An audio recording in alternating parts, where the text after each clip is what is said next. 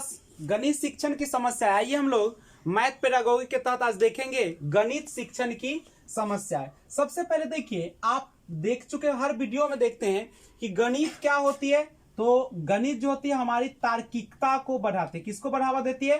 तार्किकता को। एक मानसिक प्रक्रिया है जिसमें क्या होती है, आप दो तरह से काम करते हैं, या तो संक्रियात्मक रूप से करते हैं या किस रूप में से करते हैं, या आप करते हैं बौद्धिक रूप से। ना दो क्रम से आप काम करते हैं। जब शुरुआत में संकीर्ण होता है तो संख्यात्मक पर जोर देते हैं, और जब आप थोड़ा सा उच्च लेवल पर आते हैं तो बौद्धिक करते हैं। संख्यात्मक का मतलब समझते हैं, जोड़ घटाव गुना भाग ये सब जो क्या आता है, कौन स्तर होता है? संख्यात्मक।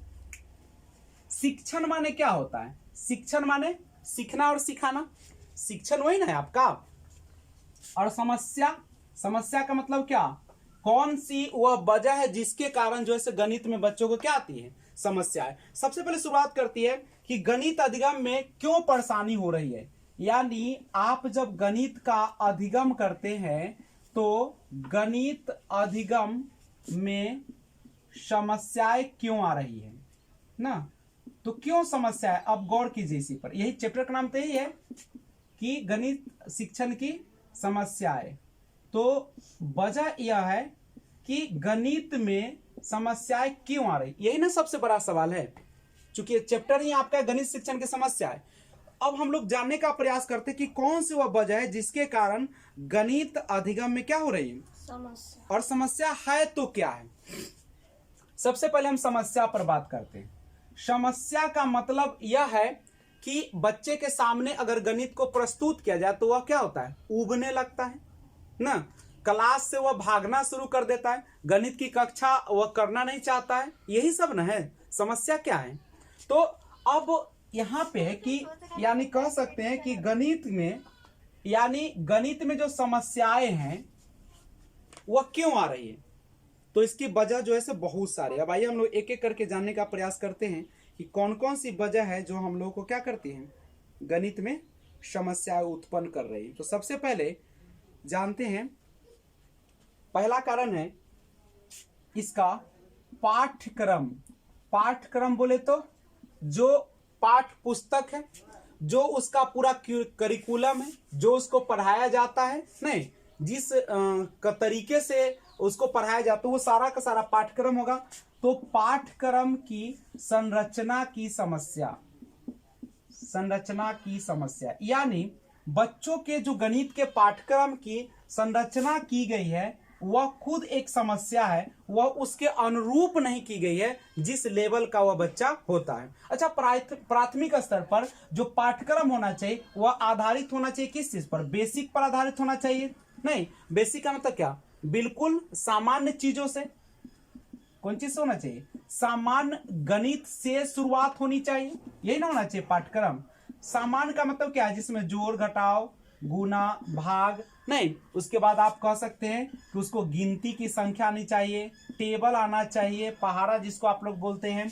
और बेसिक में और क्या हो सकता है? जो डिजिट है आपका, अंक जो है ना, अंक जैसे कितने होते हैं? 9 होते हैं, 0 से लेके 9 तक होता है। नहीं, तो बच्चे को अगर पाठ्यक्रम की संरचना में, और दूसरी बात है कि पाठ्यक्रम की संरचना कैसी होनी चाहिए? शुरुआत में मूर्त रूप से होनी चाहिए। कैसे होनी चाहिए? मूर्त रूप से होनी चाहिए। अगर पाठ्यक्रम की संरचना मूर्त रूप से हो, बच्चे को ज्यादा से ज्यादा क्या किया जाए? रोजमर्रा की जिंदगी से जोड़ा जाए। नहीं, तो अधिगम में समस्या आने का पहला कारण है पाठ्यक्रम की संरचना की समस्या। यानी पाठ्यक्रम की जो ये निर्माण किया गया है वह उस ढंग से नहीं किया गया है जिस ढंग से बच्चे में रुचि उत्पन्न होती। पहला समस्या हो गया, ठीक है। अब दूसरा क्या है? दूसरा जो है वह कारण है समस्या आने का कि प्राथमिक स्तर पर छात्रों, ठीक है, कि कमजोर गणितीय नींव, कमजोर गणितीय नींव। यानी बच्चे का प्राथमिक स्तर पर जो है वह गणितीय नींव जो है वह कैसी है? बिल्कुल कमजोर है। यानी बच्चे को प्राथमिक स्तर पर शिक्षक ने उस तरीके से ज्ञान नहीं दिया कि उसका क्या हो जाए? गणितीय नींव क्या हो जाए? मजबूत हो जाए। तो गणितीय नींव मजबूत करने के लिए क्या कीजिएगा, सबसे पहले आप जो इस पॉइंट में देखे पाठ्यक्रम में, सबसे पहले आप बच्चे को मूर्त रूप से क्या करते, सिखाने का प्रयास करते, बच्चे को खेल खेल में सिखाने का प्रयास करते। उसके बाद जो बेसिक अवधारणाएं हैं, जो शुरुआती अवधारणाएं हैं, उसको क्या करता, देने का प्रयास करता। यही ना समस्या है। तो प्राथमिक स्तर छात्रों की कमजोर गणित ने, यानी अगर बच्चे को शुरुआत से ही गणित की पढ़ाई कराई जाती अच्छे ढंग से, नहीं और किस रूप से, मूर्त रूप से अगर कराई जाती, तो बच्चे में क्या होता, अधिगम में समस्या होती क्या गणित में, नहीं। अधिगम में समस्या क्यों आ रही है गणित के, इसलिए आ रहा है कि शुरुआती तौर पर ही उसकी नींव को मजबूत नहीं किया जा रहा है। तो बाद में चल के क्या बच्चा पढ़ पाएगा गणित, उबने लगता है, नहीं। और तीसरा कारण की अगर हम बात करते हैं, तो तीसरा कारण है गणित शिक्षण के लिए, गणित शिक्षण के लिए या गणित सीखने के लिए उचित वातावरण, उचित वातावरण या साधन न होना। ठीक है, साधन न होना, यानी इसमें क्या है, गणित शिक्षण के लिए उचित वातावरण, उचित वातावरण में कह सकते हैं कि आप उसके सामने, बच्चों के सामने क्या कीजिए, एक माहौल क्रिएट करिए। कैसा माहौल क्रिएट कीजिए, गणित जैसा। गणित जैसा कैसे कीजिएगा, तो रोजमर्रा की जिंदगी में उपयोग होने वाले वस्तु से बच्चे को आप लोग क्या कीजिए, दुकान भेजिए। दुकान में वो क्या करेगा, खुद हिसाब जोड़ेगा, खुद खरीदेगा, तो उसको पता चलेगा ना, पता चलेगा तो उससे क्या होगा, उसको जो है उचित वातावरण मिलेगा। जैसे आप घर में भी बच्चे से कोई सामान मंगाते हैं, तो उसका कहीं हिसाब जोड़ने के लिए ना, कौन कौन सामान लाए उसको लिस्ट बनाने के लिए कहिए, ठीक है। तो उससे क्या हो जाता, उसको वातावरण मिलता और साधन भी होना चाहिए। जैसे आप गणित पढ़ाते हैं, मान लीजिए त्रिभुज के बारे में बता रहे, तो त्रिभुज दिखना भी तो चाहिए ना उसको। आप बच्चे को मान लीजिए कि चतुर्भुज की बात करते हैं, चतुर्भुज का उदाहरण भी देने के लिए होना चाहिए आपको। तो उचित वातावरण, यानी एक ऐसा वातावरण जिसमें बच्चे को गणित में क्या हो सके, आसानी हो सके सीखने में। तो ये सारा चीज होना चाहिए। चौथा कारण क्या है, तो जो आप टीचर के रूप में गणित शिक्षण की विधि का उपयोग करते हैं, उसका सही ज्ञान न होना। यानी गणित शिक्षण की जो विधि है, गणित शिक्षण की विधियों के सही ज्ञान का अभाव। जैसे आप लोग जानते हैं कि प्राथमिक स्तर पर बच्चे को पढ़ाते हैं आगमन विधि से पढ़ाते हैं। कौन विधि से, आगमन विधि से। आगमन विधि बोले तो ज्ञात से अज्ञात जाते हैं, नहीं। तो उसके बाद और क्या करते हैं, इसमें बच्चे को सबसे पहले उदाहरण देते हैं और उसके बाद क्या करते हैं, नियम बनवाते हैं। तो आपको विधियों का पता होना चाहिए कि कौन सा व्याख्या विधि कहाँ चलेगा, बच्चे में जो है से आगमन विधि कब चलेगा, संश्लेषण कब चलेगा, विश्लेषण कब चलेगा। सारे विधियों का अगर सही ज्ञान होता, अगर अभाव नहीं होता, तो फिर गणित में समस्या नहीं होती। तो गणित अधिगम की समस्या का मुख्य कारण क्या क्या है, पाठ्यक्रम की संरचना की समस्या पहला कारण है। दूसरा, प्राथमिक स्तर पर छात्रों की कमजोर गणितीय नींव, यानी शुरुआत से ही उसकी नींव का मतलब क्या, उसका जो बेस है, आधार है ना, और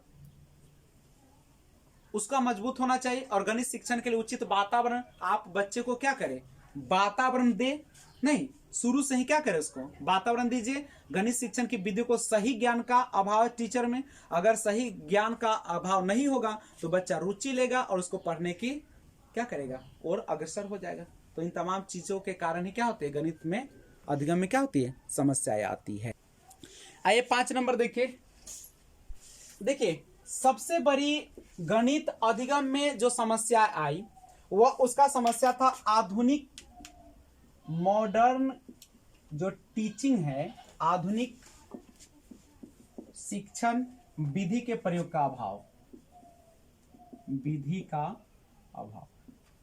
देखिए समय के अनुसार अगर परिवर्तन नहीं होइएगा तो क्या हो जाएगा, खत्म हो जाएगा वो चीजें। तो आधुनिक शिक्षण विधि का अभाव, आधुनिक शिक्षण का मतलब क्या, आप मनोवैज्ञानिक तरीके से पढ़ाइए बच्चे को, व्यवहार को देखकर। और चूंकि अभी इलेक्ट्रॉनिक्स का युग है तो इलेक्ट्रॉनिक चीजों के बारे में भी जानकारी देना होगा, नहीं तो अगर आधुनिक शिक्षण विधि का अभाव भी जो होता है, उसके कारण भी क्या हो जाता है, बच्चों में रुचि कम जाती है और उसके गणित में क्या आने लगती है, समस्याएं आना शुरू हो जाती है। करेक्ट है। उसके बाद अगला है गणित शिक्षण का समय। ये बहुत अहम रोल करता है गणित शिक्षण में, अधिगम में समस्या के लिए। गणित शिक्षण का समय। अच्छा बताइए, गणित जो होता है एक मानसिक प्रक्रिया है जिसमें सोचने की, समझने की, तर्क करने की और जो समस्याएं आती है उस पर आपका मानसिक रूप से ज्यादा कसरत करना पड़ता है, नहीं करना पड़ता है। तो यह किस समय होना चाहिए? जब आपका दिमाग बिल्कुल ताजा हो, तरोताजा हो। और तरोताजा कब होगा? जब फर्स्ट पीरियड में क्लास लगाया जाएगा, यानी बच्चे को क्या किया जाए, जो शिक्षा जो था उसमें पहली घंटी जो होना चाहिए था, कौन विषय का होना चाहिए? गणित का होना चाहिए। जो विषय टफ है, आपको जो विषय ज्यादा हार्ड लगती है, उसको कहाँ पढ़ना चाहिए? शुरुआत में पढ़ना चाहिए। और जो आता है उसको क्या पढ़ना चाहिए? लास्ट में पढ़नी चाहिए। तो गणित शिक्षण का समय भी जो था वह क्या हुआ, जिसके गणित शिक्षण का समय का ख्याल नहीं रखा जाता था, इसीलिए भी गणित शिक्षण में क्या होने लगी? समस्याएं होने लगी। यानी बच्चा सीखने में रुचि नहीं लेता था। यानी शुरुआत में ही बच्चे, मान लीजिए कि बच्चा दोपहर के बाद अगर गणित का क्लास लगा दीजिएगा तो क्या बच्चा पढ़ पाएगा? ऐसे ही उबा रहता है तो कोई काम नहीं कर पाए।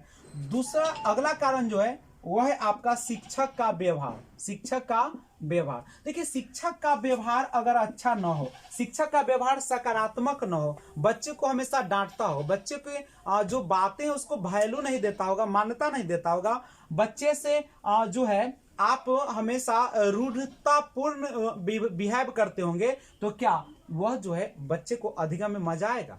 नहीं आएगा। बच्चे को सृजनात्मक बनाना है, बच्चे को अवसर देना है, बच्चे को खेल खेल में सिखाना है, बच्चों के साथ हमेशा सकारात्मक रहना है। सकारात्मक का मतलब क्या होता है? हमेशा बच्चे को प्रोत्साहित करते रहना है। अगर आप प्रोत्साहित नहीं करते तो फिर बच्चे में क्या हो जाएगा? शिक्षण अधिगम में क्या हो जाएगी? समस्या आएगी गणित के। करेक्ट है। तो शिक्षक का व्यवहार भी बहुत मायने रखता है, इसलिए शिक्षक को हमेशा एक मार्गदर्शक के रूप में और सकारात्मक होना चाहिए। कितनी भी बड़ी समस्या क्यों ना जाए गणित में, उसे हमेशा कहना चाहिए कि ये हल हो जाएगा, आप बहुत हद तक प्रयास कर चुके। बात समझ रहे बात को? और अगला जो है, आप सभी को पता है कि जो बच्चे होते हैं, क्या सबका व्यक्तित्व एक ही होती है? जितने भी बच्चे हैं क्या सबका एक ही तरह का व्यक्तित्व होते हैं? यानी व्यक्तिक भिन्नता को न समझ पाना। व्यक्तिक भिन्नता समझते हैं? कोई जो बच्चा होता है जल्दी सीख लेता है, कोई बच्चा को टाइम लगता है, किसी बच्चे को गणित में ज्यादा मजा आता है, किसी को नहीं आता है। तो आप उसके व्यक्तिक भिन्नता को क्या करें? पहले समझे। ठीक है। देखते हो पहले भी बच्चा पहला दिन पढ़ने आता है तो क्या डायरेक्ट आप क्लास देना शुरू कर दें? नहीं, सबसे पहले क्या कीजिएगा?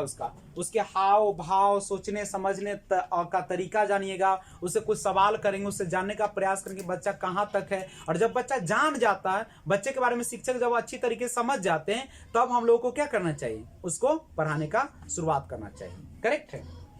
लेकिन टेस्ट लेना चाहिए क्या? नहीं लेना चाहिए। तो व्यक्तिक भिन्नता को ध्यान में रखना चाहिए।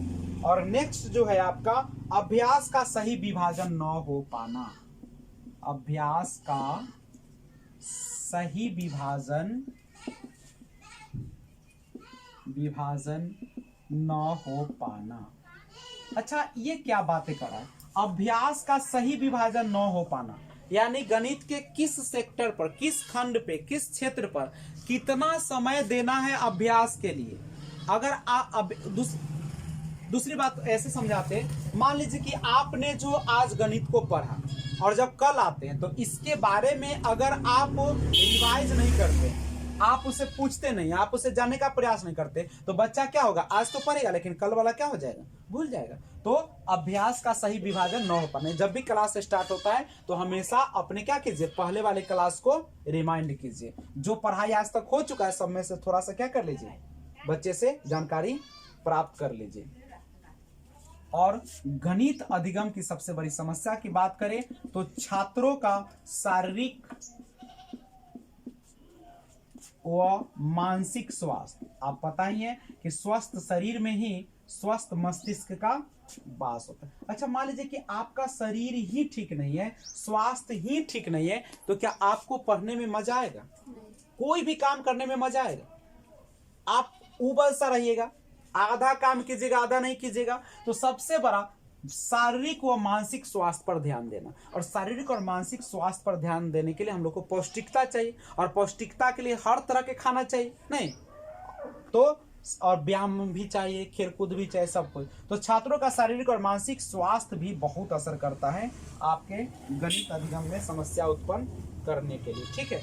तो ये सारा चीज है, इन सब चीजों से हम लोग क्या करते हैं, गणित अधिगम में समस्या आती है। अगर आप चाहते हैं कि बच्चों को गणित अधिगम में समस्या न आए तो आपको क्या करना चाहिए, इन सब चीजों को दूर करना पड़ेगा, समझे। अभी हम लोग क्या पढ़ रहे हैं, गणित अधिगम की समस्या। ध्यान दीजिए, आप सभी को पता है कि अधिकांश विद्यार्थी गणित विषय में उतने निपुण नहीं होते जितने की उनसे आशा की जाती है ना। क्या सभी बच्चे जो होते हैं उतने निपुण गणित में होते हैं जितना हम लोग आशा करते हैं? नहीं होते। इसका कारण, तो इसका कारण क्या है, अभी आप लोगों ने देखा। सबसे पहला कारण हम लोग जानने का प्रयास फिर से करते हैं कि प्राथमिक स्तर पर छात्रों की गणितीय नींव का कमजोर होना। प्राथमिक स्तर पर क्या होता है, गणितीय नींव क्या है, कमजोर है। देखिए, माध्यमिक स्तर पर गणित शिक्षण की एक प्रमुख समस्या यह भी है कि छात्रों का प्राथमिक स्तर पर गणित स्तर पर जो है गणित शिक्षण बहुत कमजोर रूप में होता है, जिस कारण माध्यमिक स्तर पर छात्र गणित शिक्षण को ठीक से नहीं समझ पाते हैं और इसी कारण से गणित शिक्षण के प्रति उनकी रुचि कम हो जाती है। जब आप ऊंचे क्लास में जाते हैं और शुरुआत में ही अगर आप गणित सही से नहीं पढ़ेंगे, अच्छे तरीके से नहीं आपको पढ़ाया जाएगा, to क्या लगता है कि ऊपर जाके आपको गणित अच्छा रहेगा? वह बच्चिया, क्या ऊपर जाके गणित अच्छा रहेगा? नहीं। मजा आएगा? तब गणित से दूर भागेगा, और दूर भागेगा तो क्या होगा, जीवन से भी दूर भागेगा, क्योंकि हमारा सारा कार्यकलाप जो होता है लगभग किस पर आधारित होता है, गणित पर। गणित विज्ञान का सिंह द्वार कहलाता है। गणित के बिना विज्ञान भी क्या है, इसलिए बच्चे को शुरुआत से ही किसमें रुचि लगाइए, गणित के प्रति रुचि दीजिए। उसको रुचि कैसे दीजिएगा, विधि के अपनाकर, मनोवैज्ञानिक तरीका अपनाकर। मनोवैज्ञानिक मतलब समझ रहे हैं, उसके व्यवहार के अनुसार खेल खेल में सिखाना है, नहीं। गणित शिक्षक की शिक्षण विधि भी जो होता है से क्या एक समस्या है गणित कमजोर होने में, है कि नहीं है। जैसे शिक्षण विधि का सीधा संबंध होता है अधिगम प्रक्रिया से। मान लीजिए हमारे पढ़ाने का तरीका अगर सही न हो, आपके मन के लायक न हो, तो क्या आप गणित अधिगम पढ़ पाएंगे, गणित शिक्षण शास्त्र कर पाएंगे? इधर हम पढ़ाएंगे, उधर उलट जाइएगा आप लोग, न होगा। उलट जाना मतलब सो जाइएगा, ऊब जाइएगा, इसका मतलब है ना। आप भागने का मन करेगा, जब घर से निकलेगा तो मन न जाती तो ठीक रहे ना, लेकिन जब मन लग जाता है तो आपको मन क्या करता है, सूत्र होते, ओह आज छूट जाता है, जाए ले पढ़ ले, दो अच्छा तो दो ज्ञान हो जाता, ठीक है। तो शिक्षण विधि जितनी अधिक वैज्ञानिक और प्रभावशाली होगी, उतनी ही सीखने की प्रक्रिया क्या होगी, सरल और लाभप्रद होगी। बच्चों के लिए खेल विधि, करके सीखना, निरीक्षण विधि, योजना विधि, खोज विधि आदि का अलग अलग महत्व है, लेकिन शिक्षक छात्रों की रुचि के अनुसार उन्हें शिक्षा न देकर पुरानी विधियों पर ही निर्भर रहते हैं। अभी भी चेंजिंग आया है, लेकिन स्कूल में अभी भी क्या नया तरीका वैज्ञानिक विधि अपनाता है टीचर? वही आया, किताब पढ़ दिया नहीं, और उसको याद करने के लिए कहा, क्वेश्चन आंसर बनाने के लिए कहा, होमवर्क। क्या बच्चे को होमवर्क देना चाहिए, लेकिन कौन सा होमवर्क, जो आप पढ़ाते हैं उसी में से क्वेश्चन वो अपने से लिख सके, सृजनात्मकता हो। क्या किताब में से लिख के दीजिएगा? नहीं। दूसरी बात, बच्चे को जब पढ़ाते हैं तो रटन प्रणाली होना चाहिए। क्या घर से कहे कि कविता याद कर क्या? नहीं, आप कविता को इस तरीके से तोड़ तोड़ के पढ़ा दीजिए, कविता को आप इस तरीके से तोड़ तोड़ कर पढ़ा दीजिए। कौन विधि से? संश्लेषण की विश्लेषण। बड़ा से छोटा कौन विधि में करते हैं हम लोग? विश्लेषण विधि में, एनालिसिस में, सॉरी संश्लेषण। बड़ा से ना छोटा करना है तो उसमें विश्लेषण विधि न चलेगा कि संश्लेषण चलेगा? बड़ा से छोटा में कौन विधि? विश्लेषण। तो हम लोग बच्चे को क्या करें, कविता को विश्लेषण विधि से पढ़ाते, छोटा छोटा तोड़ के, ताकि बच्चा समझ जाए और याद भी हो जाए, ना हो जाएगा, ठीक है। और रुचि के अनुसार शिक्षा न देकर पुरानी विधियों पर ही निर्भर है, जिसके कारण बच्चे को गणित में क्या आ रही है, अभी अभाव है, बच्चों में समस्या आ रही है, अधिगम समस्या आ रही है, बच्चे को मन नहीं करता पढ़ने का, और गार्जियन ऊपर से नंबर कम आता है तो गाली देता है, मारता है बच्चा को। ये ठीक बात है क्या? कमजोरी आपका है, बच्चे का नहीं, टीचर का कम। अगर मेरा बच्चा फेल क्या है तो मास्टर फेल हुआ कि हम फेल है? मास्टर फेल हुआ तो कहता है वो टीचर के यहाँ बड़ा अच्छा पढ़ाई होता था ना, बड़ा अच्छा पढ़ाई होता था, लेकिन हम फेल कर गए। अरे तो तू फेल कैसे कर गया, बड़ा अच्छा पढ़ाई होता था? इसका मतलब क्या है, दोषी शिक्षक है कि बच्चा है? शिक्षक दोषी है। हाँ, तो अगर फेल कर, मेरा बच्चा फेल करेगा तब ना हम दोषी, ठीक है, मैक्सिमम पास कर जाएगा तो हम दोषी नहीं है ना। तो ये तरीका होता है, समझ रहे बात को। शिक्षक का व्यवहार बहुत मायने रखता है। नहीं, जैसे शुरुआती में जब कोई टीचर बनता है और अगर वो टीचर ट्रेनिंग नहीं कर रखा है, मनोविज्ञान नहीं पढ़ा है, बाल विकास नहीं पढ़ा है, तो क्या वो अच्छा टीचर होगा? उसको छोड़ के भाग जाना चाहिए, मार के उसको हटा देना चाहिए क्लास से ना। तो शिक्षक का व्यवहार, यानी अगर बच्चा पर कोई टीचर आंख दिखाए, बच्चा पर छड़ी उठाए, बच्चा को कुछ बोले, वैसे टीचर को क्लास से क्या करना चाहिए? बाहर निकाल दे, कान धके। हाँ, काम धके निकाल देना चाहिए। समझे? तो आई, तो शिक्षक का व्यवहार छात्रों को सीखने के प्रत्यक्ष प्रभावित करता है। और शिक्षक में एक आदर्श शिक्षक के सभी गुण होना चाहिए। आदर्श गुण होना चाहिए। आदर्श गुण मतलब समझ रहा है, एक अच्छा बोल चाल होना चाहिए, एक अच्छा उसका रवैया होना चाहिए। वह सामने घर पे वो कुछ हो रहा है उसे मतलब नहीं है, क्लास में अच्छे से, लेकिन क्लास में ही नहीं, बच्चे के सामने जब भी रहे तो क्या करें? घर में आप खैनी खाते हो, उसे क्या मतलब है? कोई नहीं, लेकिन मतलब है आपका व्यवहार पूरा जीवन में भी क्या एक आदर्श रूप होना चाहिए। इन्हें के अपना घर पर जाकर खूब खैनी चिबाते हैं, शराब पीते हैं, और क्लास में आकर बड़का बड़का लेक्चर देते हैं, तो होगा? सफल होइएगा? समझ रहे ज्योति जी? अगर आप सफल शिक्षक बनना चाहते हैं तो बच्चे पर कभी आंख नहीं उठाइएगा, और प्लस कभी भी उसको मारिएगा नहीं। बच्चा न पढ़े तो क्या कीजिएगा? कमी का पता लगा कि बच्चा पढ़ रहा नहीं रहा तो क्यों। और आदर्श गुण रखेगा। कौन गुण रखेगा? आदर्श। ये ना कि तू दिन भर लड़ाई छ, झूठ बोले छ, बच्चा के कचू कि तू साफ सुथरा से पढ़, तो पढ़ेगा? नहीं पढ़ेगा। छात्रों का शारीरिक स्वास्थ्य व मानसिक स्वास्थ्य भी बहुत बड़ा प्रभाव करता है। ये मंदिर है, मंदिर, इसमें ध्यान को क्या करना पड़ता है। जैसे दुर्गा जी के सामने बैठते हो तो ध्यान कहाँ रखते हो? कहाँ रखते हो? सीधा दुर्गा जी पर रखते हो, केंद्र में ताकते हो। हाँ, छात्रों का शारीरिक स्वास्थ्य और मानसिक स्वास्थ्य। गणित शिक्षण के लिए छात्रों का मानसिक एवं शारीरिक रूप से स्वस्थ होना अत्यंत आवश्यक। कहता है कि स्वस्थ शरीर में ही स्वस्थ मस्तिष्क का वास होता है। होता है कि नहीं होता है? तो नहीं होता है। अगर आपका शरीर ठीक नहीं है, मान लो कि अभी ध्यान आपका भटका हुआ है, तो क्या आप पढ़ पाइएगा? हम कुछ पढ़ाएंगे, जाएगा दिमाग में कुछ। बालक के ध्यान, रुचि और एकाग्रता पर इसका प्रभाव पड़ता है। कौन चीज का? स्वास्थ्य का। सबसे बड़ा चीज होता है गणित के शिक्षण का समय। यदि छात्र अधिक देर तक किसी क्रिया को करता रहता है तो कैसा महसूस करता है? थकान महसूस करता है। इसीलिए हम कम देर क्लास चलाते हैं। नहीं, पहले चलाते थे 10 बजे से 6 बजे ला, अब चलाते हैं वही 2 बजे से ना 4 बजे ला छोड़ देते। क्या छोड़ देते? ताकि आपको थकान न हो, दिमाग एकाग्र रहे, ज्यादा IQ लेवल हो जाए, दिमाग फ्रेश रहे, ज्यादा पढ़ेंगे आप लोग। नहीं, विद्यालय में समय चक्र बना, गणित जैसे कठिन विषयों को पहले तथा सरल विषयों को बाद में पढ़ाने की व्यवस्था की जानी चाहिए। कक्षा के समय अवधि का भी क्या रखना चाहिए? ध्यान रखना। आप लोग भी घर पर जब पढ़ते हैं तो आपको जो सब्जेक्ट आपके लिए कठिन है उसको क्या करना चाहिए? ज्यादा फोकस करना चाहिए। और अध्यापक का विषय के प्रति सही ज्ञान न होना। मान लीजिए कि आप अध्यापक है और आपको उस विषय का गहन जानकारी नहीं है, तो छात्रों को वह दे पाइएगा जो उसको जरूरत है? नहीं। यदि अध्यापक को अपने विषय का पूर्ण ज्ञान होगा तो आत्मविश्वास के साथ छात्रों को क्या करेगा? नया नया ज्ञान देने का समर्थ होगा और उसको रुचि भी आएगा। व्यक्तिगत भेदों की ज्ञान की समस्या भी है। व्यक्तिगत तौर पर भी सभी बच्चे अलग अलग होते हैं, तो उसका भी आप लोगों को क्या करना चाहिए? व्यक्तिगत भेदों के ज्ञान की समस्या। जैसे प्रत्येक छात्र की बुद्धि, रुचि, योग्यता आदि क्या होती है? अलग अलग होती है ना। तो अलग अलग होती है, तो आप लोग उसके लिए क्या करेंगे? तो वहां पे कुछ मेधावी, सामान्य और पिछड़े छात्र होते हैं। तो शिक्षक को सभी प्रकार के छात्रों की समस्या को समझने वाला तथा हल करने वाला होना चाहिए। ज्यादातर शिक्षकों में गुण नहीं होता है। नहीं, बच्चे के सरल और जो उसकी कठिन क्या है, जो जरूरत है उसको भी समझना चाहिए। अभ्यास का उचित विभाजन की व्यवस्था न होना। अभ्यास क्या होता है? गणित का एक महत्वपूर्ण भाग होता है। नहीं, बिना अभ्यास के गणित की कल्पना की जा सकती है।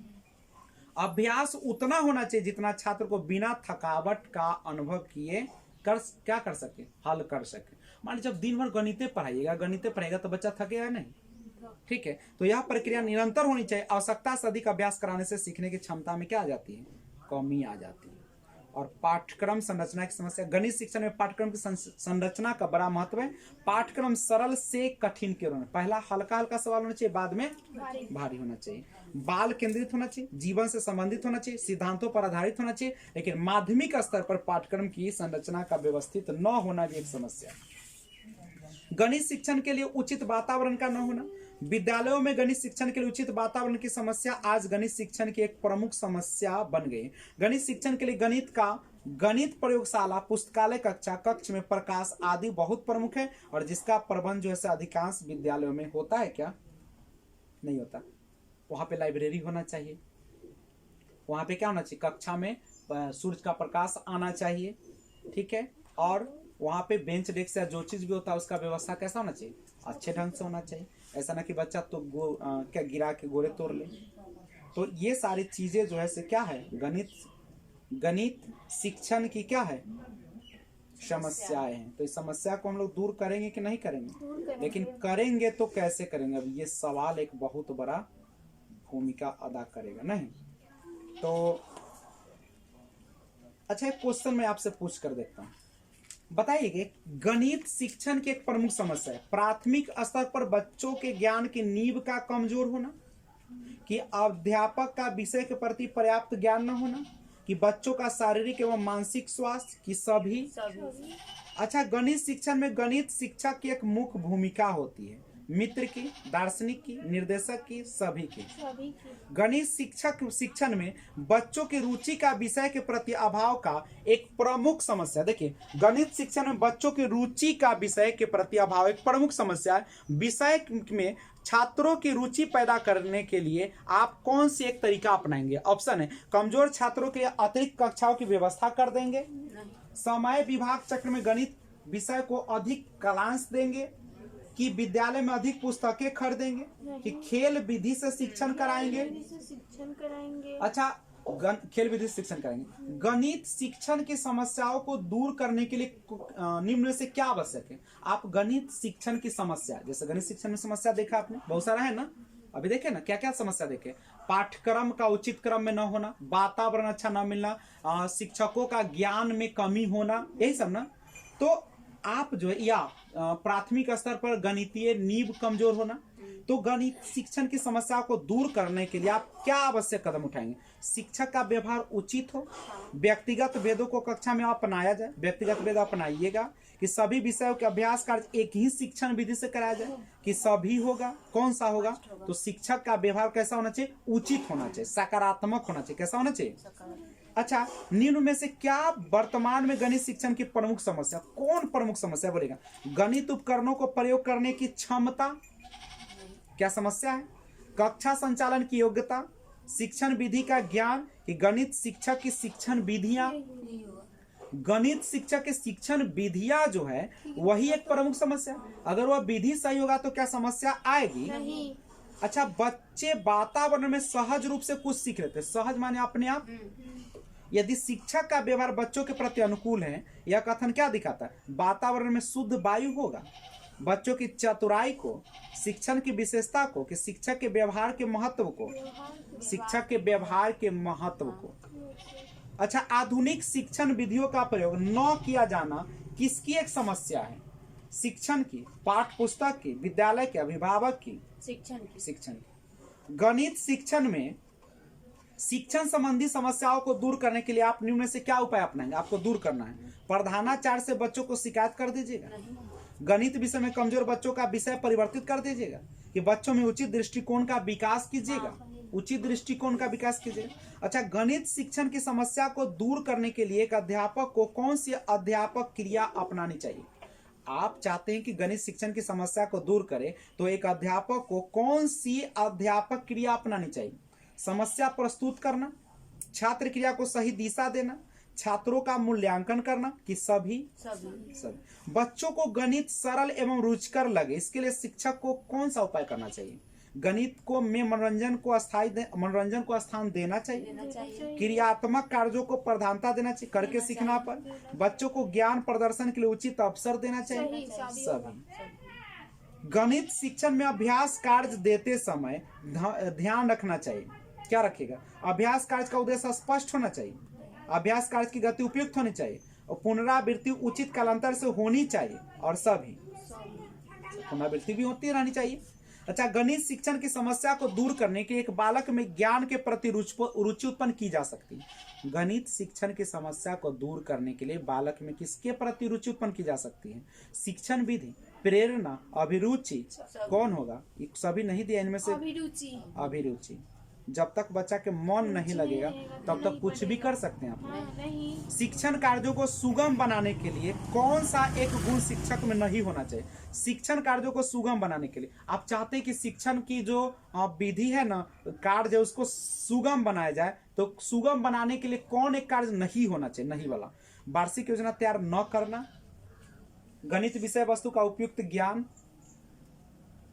अभ्यास कार्य को अधिक महत्व देना, पक्षपात रहित व्यवहार, वार्षिक योजना तैयार न कर। अब वार्षिक योजना तैयार नहीं कीजिएगा तो क्या बच्चे में एक क्या होगा? सुगम बनेगा बिना योजना का?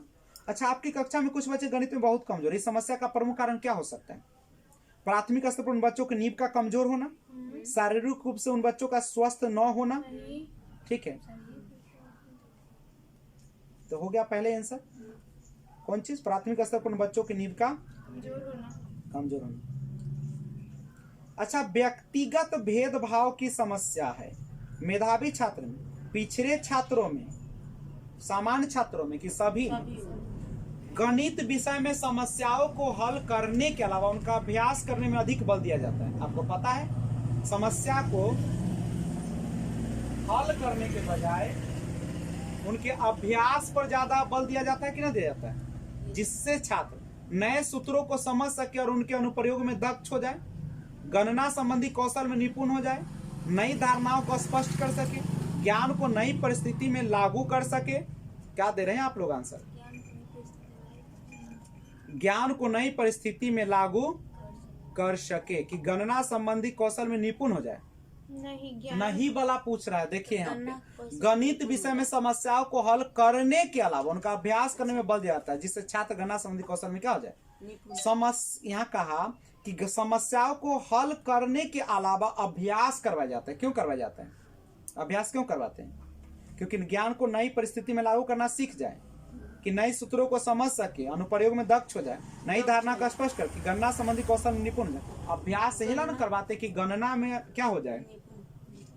अच्छा, विद्यार्थी गणितीय समस्या को हल करते समय गलतियां करता है। ठीक है, करता है। क्यों? वो एक से अधिक पाठ्य पुस्तकें नहीं पढ़ता है ना, कि उनकी सामाजिक आर्थिक स्तर उनके निष्पादन को प्रभावित करता है। सामाजिक आर्थिक यानी पैसा कौड़ी, कि वे अर्थ निर्माण के अपने प्रयास में संकल्पनाओं का वैकल्पिक निर्वचन करते हैं। गणितीय समस्या को हल करते समय गलतियां क्यों करता है? क्योंकि अर्थ निर्माण के अपने प्रयास में संकल्पनाओं का वैकल्पिक निर्वचन करते हैं। वैकल्पिक माने जब उसको पैसे कौड़ी की या अर्थ निर्माण की बात आती है तो वह क्या करता है? उसमें ज्यादा जो है बच्चा वह वैकल्पिक उपाय अपनाता है, उसमें सही से वह खोजने का प्रयास नहीं करता। वैकल्पिक माने समझ छो, जैसे हमारा मान लो कि हमारे पास बाथरूम न है तो हम क्या करते हैं? टाटी घेर कर नहाते। यही ना हुआ हो। वैकल्पिक माने क्या होता है? दूसरा साधन अपनाना। जैसे हम लोग पढ़े लिखे न है तो हम लोग परीक्षा में चोरी करते। वैकल्पिक उपाय। वैकल्पिक का मतलब क्या? ई काम न करेगा तो ई। जैसे मान लीजिए दवा नहीं मिला तो उसी पूरा कंपोनेंट्स वाला दवा दूसरा मिला तो वैकल्पिक साधन।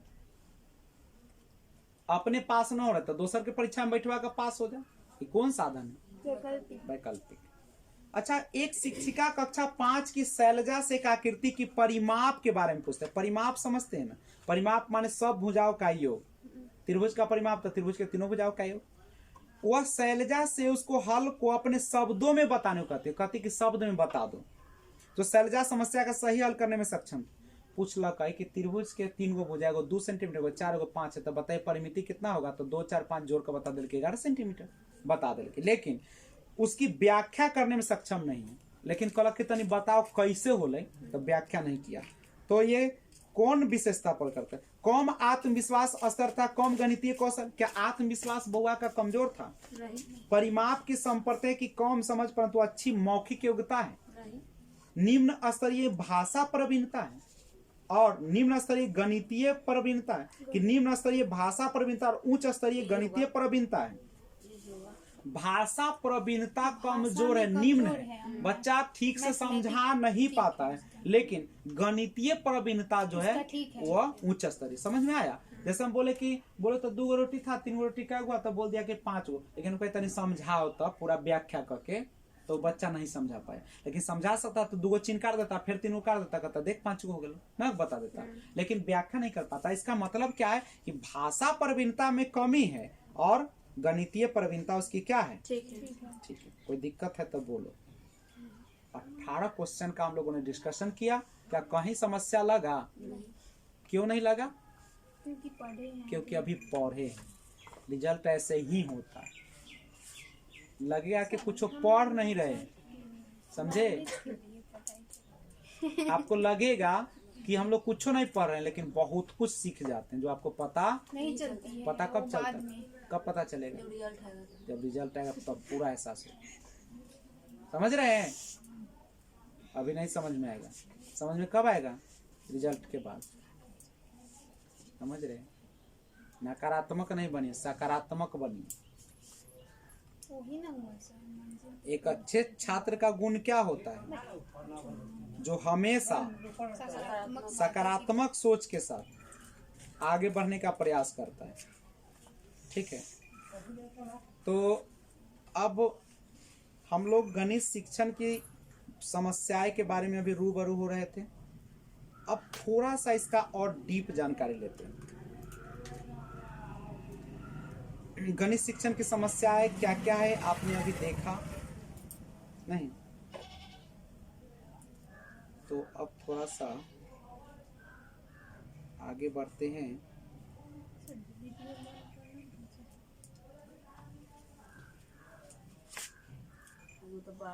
आइए गणित शिक्षण की समस्याओं का समाधान। अगर आपको गणित शिक्षण में समस्या है तो उसको दूर कैसे किया जाएगा ना?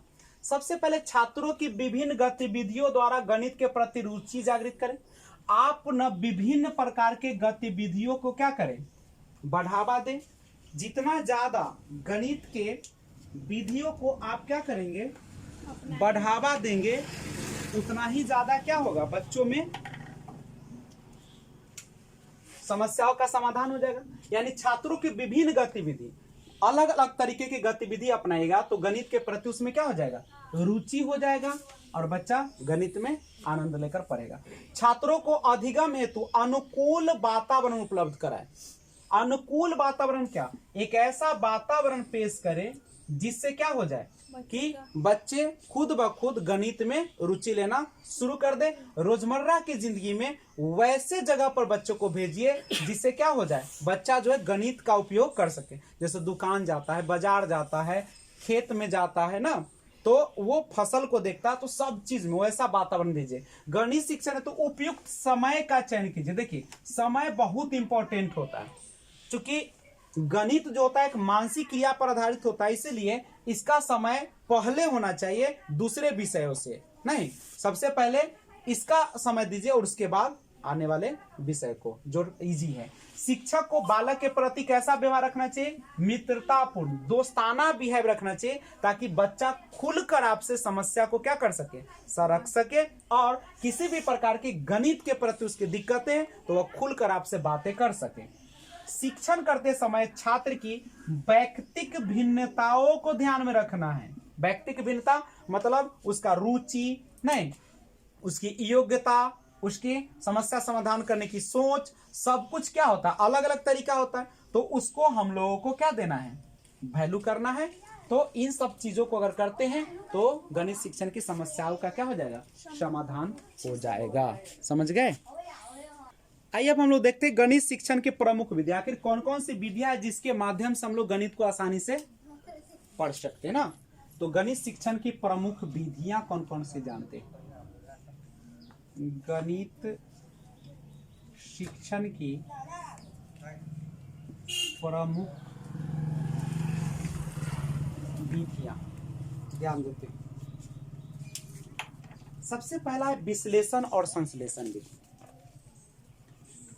हम लोगों को अपनाना चाहिए सबसे पहले कौन सा विधि? विश्लेषण विधि क्या होती है इसके बारे में जानिए। विश्लेषण विधि वैसी विधि होती है जो समस्या आपके पास होती है, समस्या को हम लोग टुकड़ा टुकड़ा में क्या करते हैं, अलग अलग करके उसको समझने का, प्रयास। ठीक है। और संश्लेषण विधि में क्या होता है? सबको एक साथ संश्लेषण विधि में छोटी छोटी जो समस्या है उससे क्या बनाई जाती है, छोटी छोटी जो अलग अलग बटे होते हैं उसको हम एक साथ इकट्ठा करते हैं। तो ये होता है बड़े से छोटे की ओर, ये होता है छोटा से बड़े, यानी समस्या को कई खंडों में तोड़कर समझना ही कहलाता है विश्लेषण। और जब क्या करते हैं, एक छोटे छोटे खंड को जोड़कर बड़ी रूप में देते हैं तो उसको हम लोग क्या करते हैं, संश्लेषण विधि। दूसरा जो है आगमन निगमन विधि, ये बढ़ाते हैं। आगमन निगमन विधि आपको पता होगा। आगमन विधि एक ऐसा विधि है जिसमें उदाहरण से नियम की ओर, सबसे पहले बच्चे के सामने उदाहरण पेश की जाती है और उससे नियम निकाला जाता है। लेकिन निगमन विधि में क्या होता है, पहले नियम से ही उदाहरण बनाई जाती है। करेक्ट है। इसमें ज्ञात से अज्ञात होता है, इसमें अज्ञात से ज्ञात होता है। इसमें ज्ञात नहीं रहता है, हम लोग सूत्र लगाकर क्या कर लेते हैं, ज्ञात कर लेते हैं। करेक्ट है। ये जो होता है विशिष्ट से सामान्य होता है कि सामान्य से विशिष्ट होता है। सामान्य से विशिष्ट। आगमन विधि जो होता है वह कैसा होता है, आगमन विधि में हम लोग सबसे पहले विशिष्ट से समान होते हैं और निगमन विधि में सामान्य से विशिष्ट। मानव का विकास सामान्य से विशिष्ट, पहले मनुष्य सामान्य क्रिया करता है, जैसे पूरा हाथ से कुछ चीज को पकड़ेगा नहीं बच्चा, तब धीरे धीरे विशिष्टता आती है। करेक्ट है। तो आगमन विधि में एक ही चीज याद रखिएगा, इसमें हम लोग उदाहरण पेश करते हैं और उससे क्या निकाल लेते हैं, नियम। और इसमें नियम आपके पास होता है और उससे हम लोग क्या निकाल लेते हैं, उदाहरण कर लेते हैं। तो ये दूसरा विधि है। और तीसरा विधि जो है प्रश्नोत्तर विधि, ये बहुत अच्छा विधि माना जा सकता है। प्रश्नोत्तर विधि में क्या होता है, आप बच्चों के सामने विभिन्न प्रकार के प्रश्न रखते हैं और बच्चा अपने तर्क के अनुसार, अपने क्षमता के अनुसार, सोच के अनुसार वह क्या करता है, उसका जवाब देने का प्रयास करता है। या बच्चा भी आपसे प्रश्न करता है और आप उसके प्रश्न को जवाब देने का काम करते हैं। करेक्ट है। अब एक चीज और जानिए, गणित शिक्षण के प्रमुख सूत्र जाना जाए।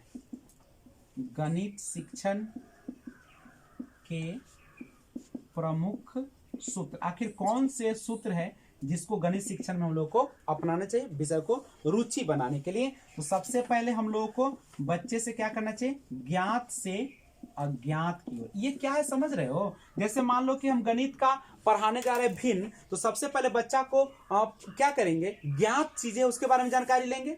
जैसे बच्चों कहेंगे कि बच्चा अगर ये पूरा आपकी मम्मी पूरा रोटी देती है, उसको बीचों बीच हटा देंगे तो कितना होगा, ऐसे ना पूछेगा, तो जानकारी देगा। ज्ञात से अज्ञात की ओर होगा। दूसरा जो होता है कैसा होना चाहिए, सरल से जटिल की ओर होना चाहिए। पहले कैसा, जब आप लोग पढ़ाते हैं तो उसका शिक्षण का जो सूत्र होना चाहिए सरल से जटिल। पहले छोटी छोटी चीज समस्या को दीजिए और धीरे धीरे धीरे करते हुए जिस प्रकार से उसका लेवल बढ़ता है उसके अनुसार से क्या कीजिए उसको। जैसे अच्छे टीचर कौन होता है, जो मान लीजिए आपको अनुपात समानुपात पढ़ाना है तो कैसे पढ़ाइएगा, सबसे पहले अनुपात के बारे में बताइएगा, समानुपात के बारे में बताइए, दोनों का अंतर बताइएगा, उसमें जो डिटेल शुरुआत होता है क्वेश्चन का उसको समझाइएगा। धीरे धीरे धीरे लेवल के अनुसार बढ़ते चल, एक के बार आइएगा स्टार्ट कर दीजिएगा। 3 देखो, जिस आदमी के दुश्मन ज्यादा होते हैं ना आदमी अच्छा होता है, समझे। तीसरा नंबर देखो पॉइंट, सामान्य से विशिष्ट की ओर। सामान्य से विशिष्ट की ओर पहले क्या कीजिएगा, सामान्य क्रिया, तब क्या होगा विशिष्ट। और चौथा स्थूल से सूक्ष्म, स्थूल से बड़ा से छोटा। बड़ा से छोटा का मतलब समझते हैं। पहला होता है कि पूरा, जैसे हाथ है तो ये पूरा, बच्चा पूरा ना पकड़ेगा, उंगली पर पकड़ाता है, बाद में उंगली से पकड़ता है, नहीं। तो स्थूल से सूक्ष्म पहले पूरी समस्या नहीं, और धीरे धीरे क्या आ जाएगा उससे एकदम समझने लगेगा हर बात। जय हिंद।